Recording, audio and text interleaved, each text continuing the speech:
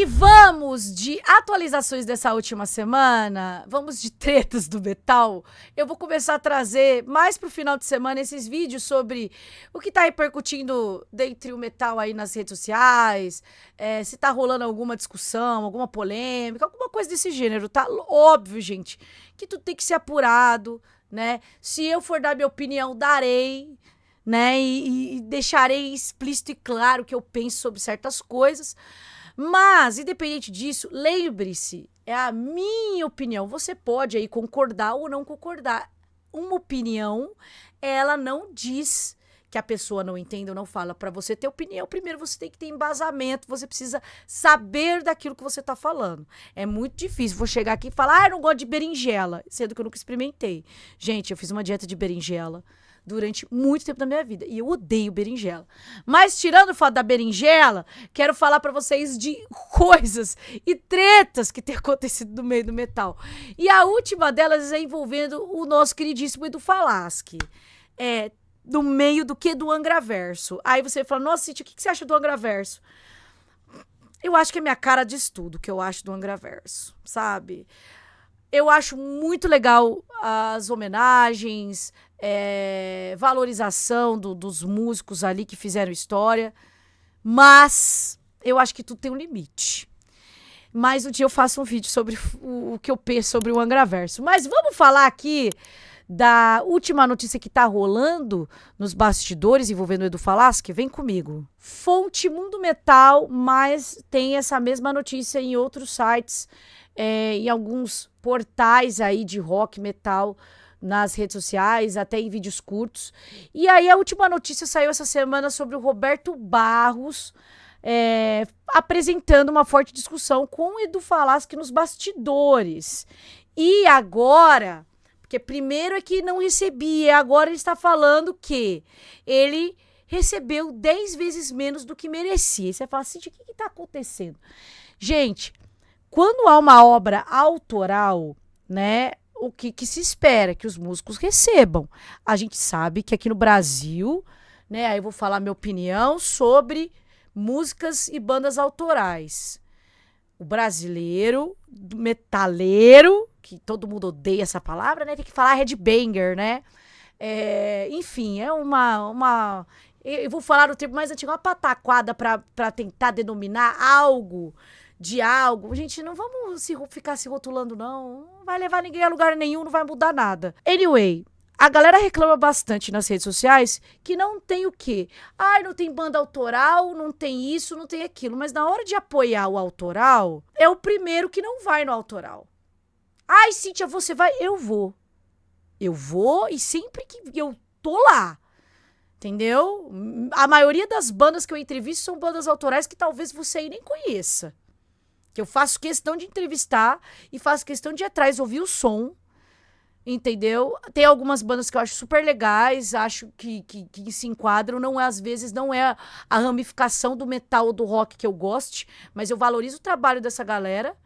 Mas você aí prefere o quê? Ir no cover, não tem nada contra a banda cover, mas você vai lá no cover do seu queridíssimo, da sua banda Iron Maiden, isso tá lá no cover e é isso, e dane-se o mundo. Acho legal ter o cover, porque eu tenho muitos amigos que têm o autoral e tem o cover, porque o cover sustenta as contas. Acho. Mas eu acho que é válido a gente valorizar o autoral também. Vai ouvir, entra nas plataformas de streaming, escuta, sei lá, vai deixar um like no vídeo, comenta. Tudo isso ajuda, galera. Pega o vídeo, manda pro amigo. Pô, isso aí já ajuda, tá? Se não tem dinheiro pra comprar um CD, comprar um merchan, porque eu sei o quanto as coisas são difíceis aqui no nosso país, vai lá deixar o like, fazer alguma coisa nesse sentido. Mas vamos voltar aqui, porque senão eu vou começar a falar de outro assunto e a gente perde o foco. Voltando. Na reportagem aqui, o que a gente tem que enaltecer? Que o Edu Falaschi teve lá o seu reconhecimento, a sua voz, né, enaltecida nos tempos primordiais lá do Angra, né, no Temple of Shadows. Inclusive, eu fui nessa turnê quando ele estava no Angra, há muitos anos atrás, numa cidade aqui perto da minha casa, em Linz. Fui com meu irmão, com o Cor, inclusive. E foi muito legal. O Edu tava nos tempos dele de ouro. Mas, pra você que não conhece o Edu Falaschi, ele foi um dos vocalistas do Angra e atualmente ele está numa carreira solo. Lançou um trabalho novo. Meu, que música animal. A gente teve a oportunidade de ouvir a música nova lá no Bangers, do Edu Falaschi. E ele soltou, a gente vai deixar tudo aqui pra vocês, tá? Na descrição, vídeos, whatever. Vai estar por aí, né? Enfim. E vamos ao que interessa. Quando o Edu Falaschi ele iniciou a sua carreira solo, um dos nomes mais celebrados ao seu lado era o Roberto Barros, que, diga-se de passagem, um exímio guitarrista maravilhoso. Eu vou falar, dá um pau e um monte de guitarrista aí que é mais técnico do que tem feeling. Eu acho que tem que ter os dois e ele é um dos caras que mostra isso. Apresentado como uma espécie de guitar hero da nova fase do vocalista, o Roberto rapidamente conquistou o seu espaço entre os fãs, né? E tudo mais, aquela coisa que a gente já sabe que o cara sempre foi um fenômeno e todo mundo curte o trabalho dele. O próprio Edu frequentemente destacava o talento do músico em entrevistas, especialmente durante os ciclos de divulgação dos álbuns Veracruz e Eldorado. Veracruz é um álbum maravilhoso, incrível. Tem o livro. Eu acho que é uma das obras do Edu mais ricas que eu já ouvi e li na minha vida. Assim, muito bom, tá? Você gosta? Vá atrás que eu indico. Aí, toda aquela coisa tal, vamos para cá, ó. Em março de 2025, o guitarrista explicou publicamente os motivos da sua saída da banda. Na ocasião, ele afirmou que não via mais sentido em continuar participando de turnês baseadas em repertórios que já havia executado inúmeras vezes, preferindo concentrar seus esforços na criação de novas músicas e em projetos próprios. Na época, os argumentos, né, que foram apresentados pelo Roberto pareciam sólidos e até elogiáveis para quem acompanha a trajetória do músico. É uma opção dele, é a opinião dele, é o que ele pretende ou não fazer da carreira dele, ponto. Acabou, ponto. A gente não tem o que discutir sobre isso. E aí, gente, recentemente começou uma série de discussões na internet, que as pessoas estão discutindo, tem gente tomando partido do Edu, tem gente tomando partido do Roberto, tem gente tomando partido... Gente, é complicado isso aqui. Aí, o que aconteceu recentemente? O Roberto, né, segundo as notícias, ele tem falado que o Edu não contou a versão correta da história, que ele tá falando uma versão incorreta. E isso tá ganhando uma repercussão que não era pra ter, né? Na minha visão. Sabe o que acontece, galera? É uma coisa que eu falo sempre. A gente não sabe o que rola quando a pessoa vem a público contar algo. Umas pessoas, eu acho desnecessário, eles deveriam resolver no off, não sei o quê. A gente sempre vai ter milhares de opiniões em cima disso. Mas para um músico vir a público contar algo e tanto as versões, né, na verdade, do que o Edu vem contando e tudo mais, quanto as versões do Roberto, quando isso se torna público, os motivos são deles. A gente vai fazer o quê? E aí, em um vídeo recentemente, o Roberto colocou que ele demonstrou um forte incômodo diante das falas do Edu, a respeito do processo de composição das músicas, ali do Veracruz e tudo mais. E o alvo das críticas e tudo mais foi a origem de trechos da faixa de The Ancestry, né? E, segundo o Roberto, uma gravação utilizada por Edu nas entrevistas transmite uma impressão equivocada sobre quem criou determinadas músicas e tudo mais. Aí tem uma parte que ele fala, esse áudio que ele mostra aí, que ele dá a entender como se ele tivesse feito e me mostrado, e não é verdade isso. O guitarrista afirma que o áudio apresentado por Edu não representa a criação original da introdução da faixa, mas sim de um momento posterior em que o vocalista sugeria ajustes sobre algo que já está desenvolvido. O que quer dizer isso? Quer dizer que foi mostrada uma coisa na internet e que aparentemente é outra. E ao longo do vídeo, o Roberto vai falando que ele insiste, né, que não está reivindicando a autoria exclusiva das músicas, mas contestando a narrativa que, basicamente, na sua visão, diminui sua participação criativa nos discos. E aí o negócio desenrolou de um jeito que vocês já estão sabendo aí, né? E aí um dos momentos mais surpreendentes do relato acontece quando o Roberto revela que esse assunto já havia provocado um desentendimento entre eles dois. Segundo ele, a última conversa que ele teve com o Edu aconteceu justamente após uma entrevista concedida por ele, pelo Edu, a Rolling Stone, na qual o mesmo áudio teria sido utilizado. Na última conversa que a gente teve, foi exatamente sobre esse conteúdo desse vídeo. Ele tinha dado uma entrevista para Rolling Stone, e nessa entrevista ele fala exatamente isso, ele mostra esse áudio, e eu mandei 2 áudios furiosos para ele. E aí o Roberto complementa, a gente meio que discutiu ali, ele meio que disse, cara, mas eu fiz essa entrevista logo que você tinha saído da banda, o sangue tava meio lá em cima. E aí o atrito entre os dois só continuou, gente. Só continuou e aí foi ladeira abaixo. Segundo os sites, rolou um acordo financeiro de 10 mil reais, né? Que é o que tem chamado a atenção dos fãs. Mano, eu li cada comentário sobre isso. Eu falei, rapaz, não é possível. Segundo o Roberto, após muitas discussões e intervenções de pessoas ligadas à banda, ele e o Edu chegaram num acordo financeiro referente ao período em que ele trabalhou nos álbuns. E o acordo, na época, foi de 10 mil reais, né? E aí o Roberto mostrou os cálculos e tudo mais de quanto que realmente seria. E apesar da diferença entre os valores, o Roberto afirma que aceitou o acordo para encerrar esse assunto. E aí ele conclui que foi a única coisa que restou. Galera, eu vou mostrar um trecho do vídeo que tá circulando aí nas redes, né? Alguns perfis de rock, de metal, enfim, tem repostado o vídeo do Roberto, que ele postou nas redes sociais. E o pessoal tem comentado coisas muito legais e tem coisas irrelevantes, assim, na minha humilde opinião. Eu vou deixar só um trecho para vocês que é aquilo. Ai, por que ele tá indo pra rede social? Porque, gente, a gente não tem que julgar. Se ele achou melhor ele ir pra redes sociais e falar sobre, é isso, entendeu? Mas agora, o que vai acontecer depois desse bololô todo, a gente não sabe, né? Mas vamos ver um trechinho aqui. Não é 100% verdade. E aí a primeira coisa que acontece é quando ele fala assim, como eu compus a música The Ancestry, não sei o que, e eu mostrei pro Roberto e ele ficou assim. O que não é verdade, porque não foi dessa forma. Nós compusemos essa música, ela foi uma das últimas músicas do disco. Eu lembro que a gente já tinha feito várias músicas e ele falou, eu queria que tivesse uma Temple of Hate.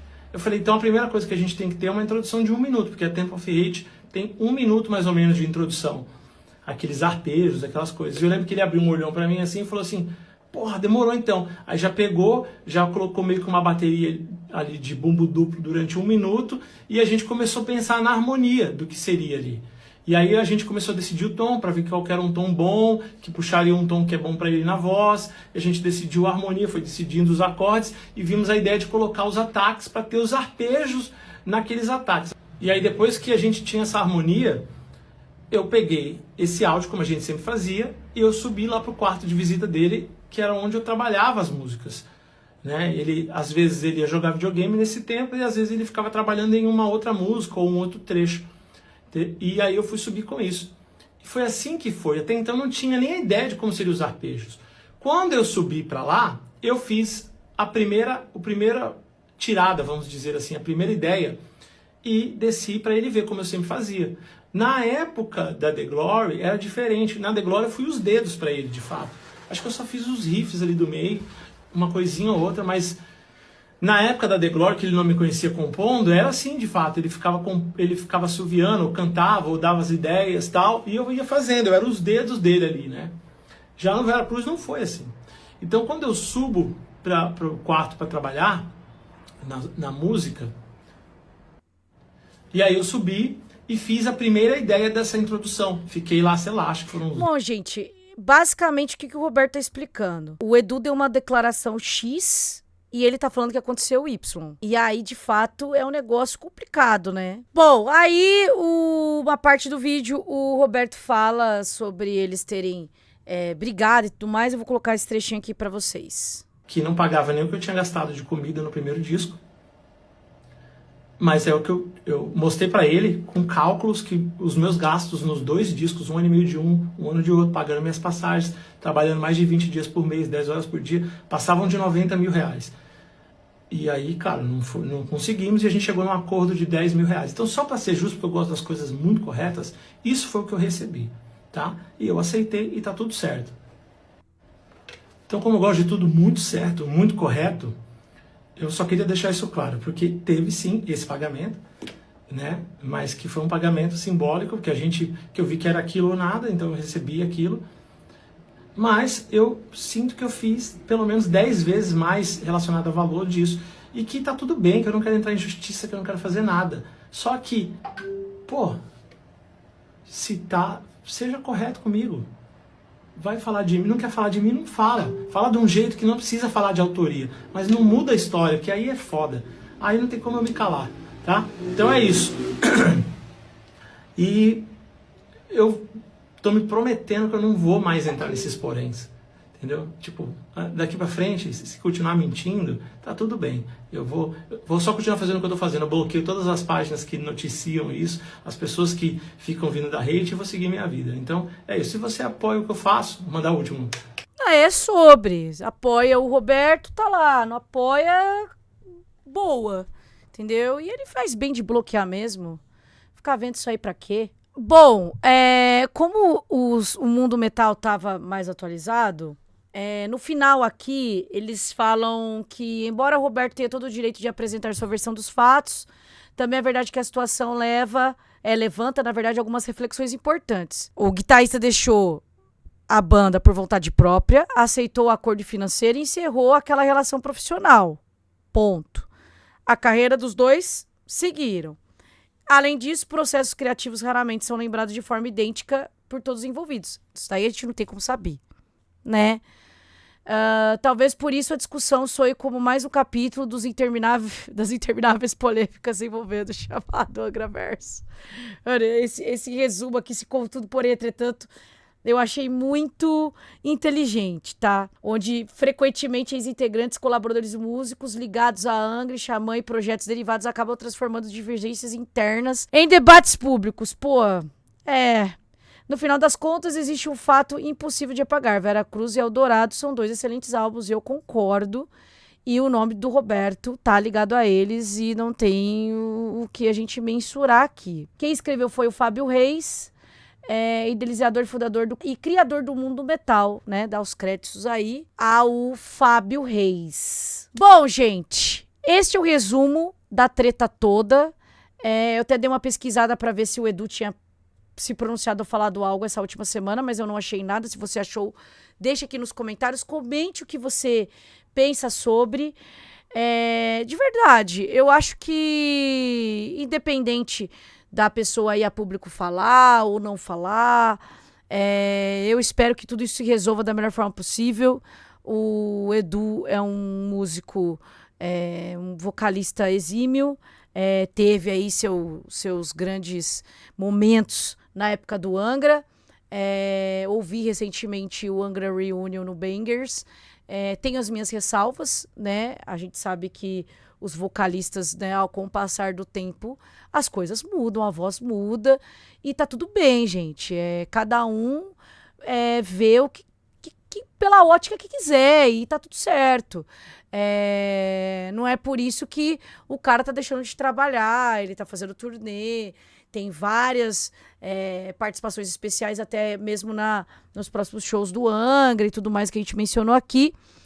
Mas a gente deve também mencionar você que gosta de guitarra, que gosta de acompanhar, você que é guitarrista ou que você que é músico, assim como eu, vai acompanhar o Roberto Barros, também o Edu.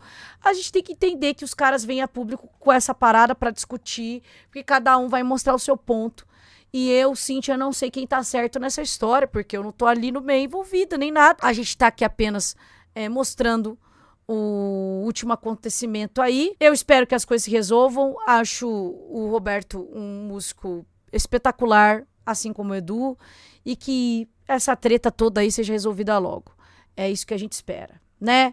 Coloca aí o que você espera disso e nos falamos nos próximos vídeos.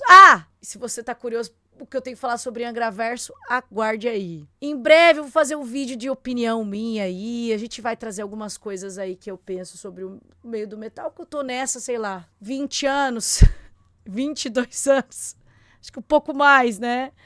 É isso, gente. Um beijo, se inscreva no canal E se você quiser vídeos, enfim, sobre bandas e o que eu penso, etc., deixa aí nos comentários o que você quer que a gente traga para vocês. O que você quer que a gente traga aqui nos próximos vídeos. Um beijo e até mais. Tchau.